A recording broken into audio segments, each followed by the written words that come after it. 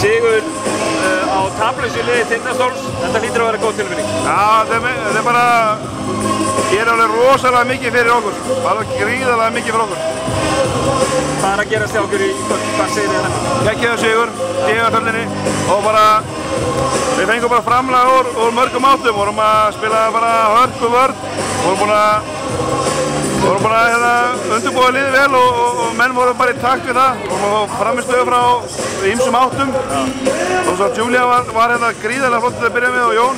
Jón þetta svona í gegnum leikinn, en svo vorum við alltaf að fá einhverja svona menn til að koma með play hér og þar.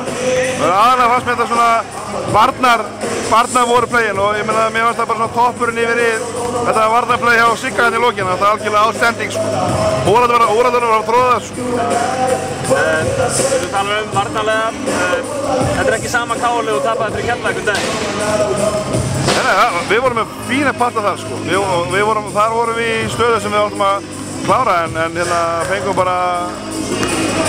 bara rönn Keflavíkur í bakið en hérna fengum við rönnið þeirra en við náðum að svara því og hérna ég er þetta stoltastur af því og það er ekkert betra heldur en að hafa Jón Arnór hérna til þess að klára þetta þegar við komum inn í 3 stig og dræfa hérna körfunum eins og við varum bara 18 ára en hérna þetta gerir bara helling fyrir okkur, sjálfstöðstuð bara og það er svo stutt á milli í þessu og við eigum eftir að nýta okkur þetta.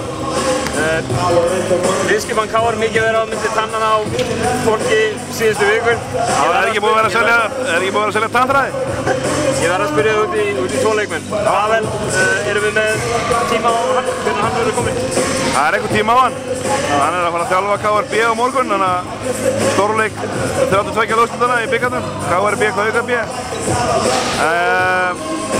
Hann er byrjað að æfa með okkur, þannig að og eins og ég sagði ykkur vittar daginn, lakkan er sól og kemur Pavel og bara það er engin tímasetning eitthvað, það er bara hann er eins og í dag er þetta með ekki tilbúin að vera í búning.